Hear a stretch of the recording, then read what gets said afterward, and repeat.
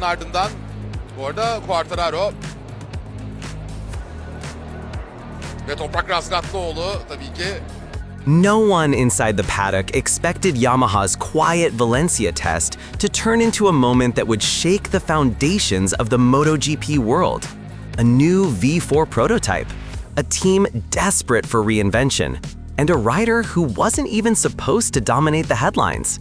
Yet within hours, his name echoed through garages, hospitality units, and engineering debriefs with a weight usually reserved for established champions.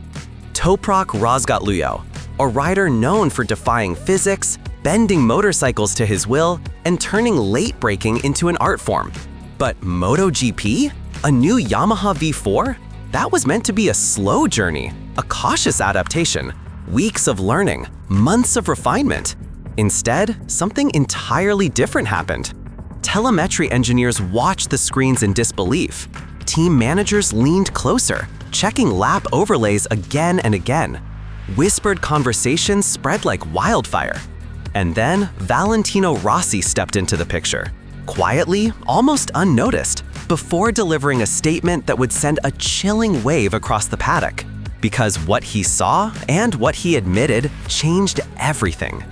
Behind the seemingly calm morning in Valencia, tension simmered like a storm waiting for release.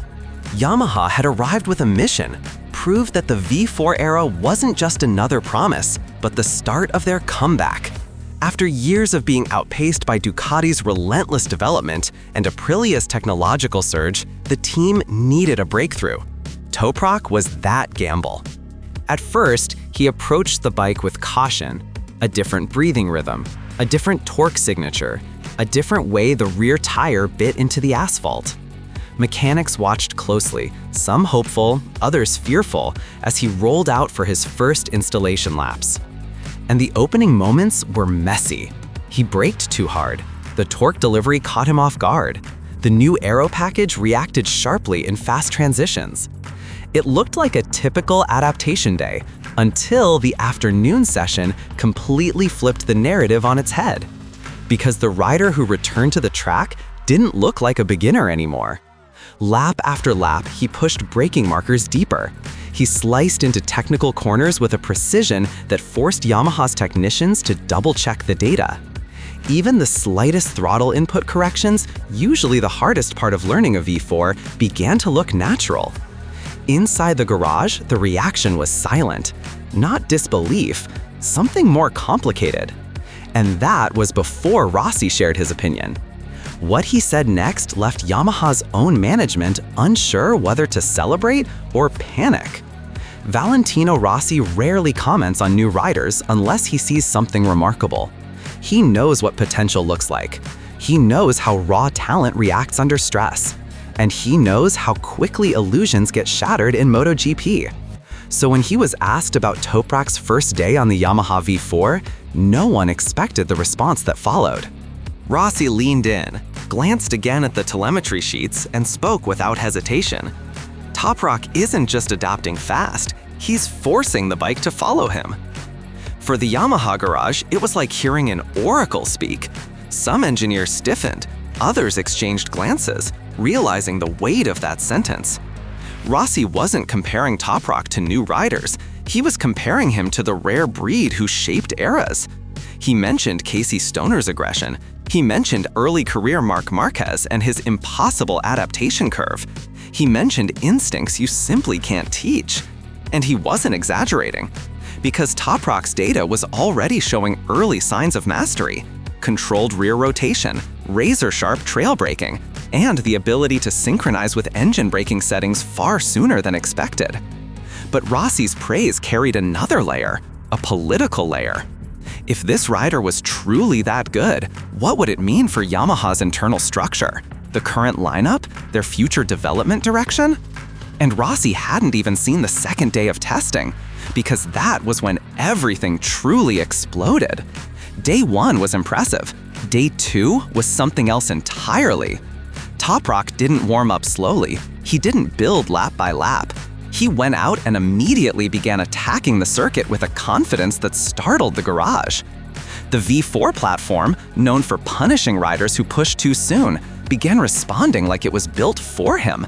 His corner entry became smoother. His mid-corner stability improved. The brutal torque delivery that usually demanded caution became a weapon he used with precision. Telemetry screens told a story no one believed at first glance. He was now matching mid-corner speed with Yamaha's top riders. His braking markers were among the deepest Yamaha had recorded all year. His bike behavior at full lean looked eerily similar to riders experienced with V4 engines. Inside the data room, tensions grew. If a world SBK champion could adapt this fast, what did it say about Yamaha's current MotoGP lineup?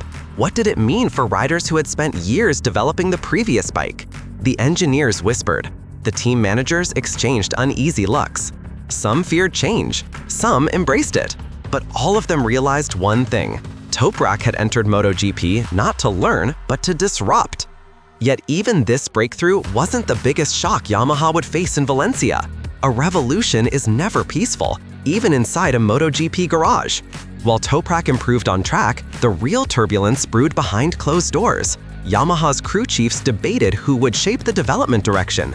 Electronics engineers argued about whether to maintain existing philosophies or rebuild everything around Toprak's feedback. Some mechanics whispered concerns. He'll break the bike if we force him to ride like everyone else. He might reveal weaknesses we've been hiding for years. This style, it demands a new way of thinking. The Japanese delegation watched silently, taking notes, analyzing behavior. Pressure mounted over who would stand beside Toprak as his technical guide. Yamaha had spent years searching for a reference rider, someone fearless enough to push limits but sensitive enough to communicate what the bike needed. And suddenly, almost abruptly, they had one. Some celebrated the breakthrough. Others feared the political consequences. But Yamaha's internal storm was about to be overshadowed by something far bigger, a moment the paddock hadn't seen coming, because Ducati's mastermind had entered the scene. The pit lane has seen countless iconic encounters, but this one carved itself instantly into MotoGP history. Amid the noise of revving prototypes, technicians rushing by, and journalists searching for stories, a silent moment occurred. Toprak stood relaxed, absorbing the day's rhythm. And then, through the chaos, Gigi Dall'Igna appeared, the architect of Ducati's modern dominance, the man who redefined MotoGP engineering, the one person Yamaha least expected to see this close. Their conversation wasn't loud. There were no cameras deliberately pointed at them, yet every word carried weight. Toprak spoke first, acknowledging the brutality of MotoGP, the growing pressure, the microscopic margins that determine victory. Gigi listened like a strategist evaluating a weapon, not a rider. Then came his response. Calm, deliberate, surprising. You must stay calm. Riders want results too soon. Let the process guide you. It wasn't technical advice. It was a message designed for a rider he saw as a future danger, a future rival, perhaps even a future target for Ducati. And then, with a faint smile, I know you'll do well. Around them, whispers erupted. Insiders exchanged looks of disbelief, because if Gigi Dall'Igna talks to a rider, it is never without purpose. And just when the moment felt heavy enough, Irv P added a joke that shook the paddock. Breaking news, Toprak to Ducati. People laughed, but the engineers didn't, because MotoGP history is full of contracts born in small, casual conversations. And this encounter triggered a political ripple Yamaha wasn't prepared for. Within hours, speculation spread across Valencia. Was Ducati interested? Were they trying to unsettle Yamaha? Was Toprak suddenly the hottest future free agent target? Journalists started asking pointed questions. Team managers made discreet calls. Social media fueled the flames, creating narratives Yamaha desperately wanted to control. Inside Yamaha, anxiety grew. Some feared losing their rising star before he even completed a season. Others worried that current riders might feel overshadowed, threatened, or demotivated. Decision makers debated whether they should accelerate contract discussions, even before the first race. Meanwhile, Toprak remained calm. He smiled, answered politely, and acted as if none of the chaos touched him. But behind that composed expression, something else was happening. a realization that the MotoGP world was bigger, more political, and far more unpredictable than anything he experienced before. And just as Yamaha began managing the controversies, another pressure began closing in, one far more personal. Toprak has always been strong, physically, technically, mentally. But MotoGP is different. The expectations are ruthless, the judgment is immediate, and the comparisons are unforgiving. From the moment Rossi mentioned Stoner and Marquez, the pressure multiplied. Suddenly, fans and analysts demanded greatness, not progress. Every session became a test, every data sheet a scorecard. He was no longer adapting. He was expected to evolve the entire Yamaha project, and that responsibility was immense. He had to master complex electronics, torque maps, anti-wheelie algorithms, engine braking behavior, all while maintaining his aggressive identity. Engineers debated whether to tame his style or rebuild the bike around it. Social media debates intensified. Some praised him as Yamaha's savior. Others doubted he could maintain this pace. Inside himself, he felt the strain, but something inside him refused to bend. And that refusal led to the twist Yamaha never anticipated, a discovery buried deep inside the telemetry. Late in the evening, long after the track had fallen silent, Yamaha's engineering team made a discovery that changed everything.